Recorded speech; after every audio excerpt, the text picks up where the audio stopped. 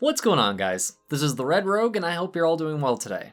For this episode, we'll be doing a step-by-step guide on how to obtain the Crimson Shardhide mount, which is one of the new models being introduced with patch 9.1 Chains of Domination.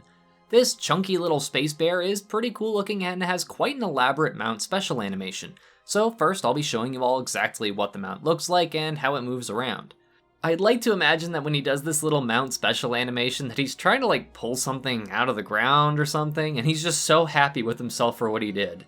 Anyways, now that you've seen the mount, I'll show you the steps necessary to have a chance at earning it for yourself.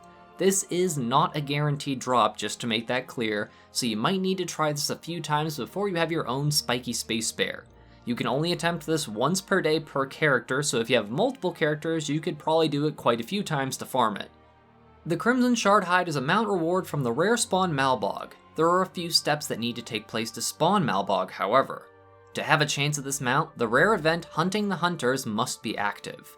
You'll know if it is because you'll see a star on your map at the coordinates 60, 23 in Korthia, which just so happens to be the Keeper's Respite. For those who aren't familiar with Korthia yet, this is your main hub / sanctuary area, so you'll be here really often turning in dailies and quests and stuff like that. I'll be leaving all the coordinates in a pinned comment in case you forget or need to double check them as a heads up. Anyways, you should see an NPC there by the name of Caretaker Ka at the coordinates of the Hunting the Hunters event. He'll ask for your help to track down and stop a large Shardhide that is preying on their livestock. Agree to help eliminate this threat and you'll be given a new companion, the small Shardhide named Kaber. While Kaber is in your possession, he'll follow you around and make a trail of glowing purple footprints appear. If you want to track the location down yourself, then feel free to follow these purple prints very carefully from this starting point, as the range for them to show up is really short and depends on Kaber being really close to them, otherwise they don't appear so you'll lose the trail. To make it easier for you though, the coordinates you'll be heading to are 4429, which is located in the Mauler's Outlook.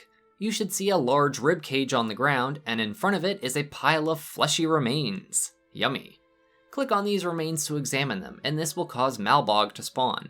He has about 200,000 health, so reasonably easy to solo if you're fairly geared or if you're a more tanky class. Defeating Malbog will award you all sorts of the typical items that rare spawns in Korthia do, but his unique drop is the Crimson Shardhide mount. And an added bit of extra information for you. If you happen to be passing by the Mauler's Outlook, you might see a star for Hunting the Hunters there, and that means someone else has triggered Malbog's spawn. You should still have a chance to loot him as long as too many people haven't already tagged the rare, even if you weren't the one who caused Malbog to spawn.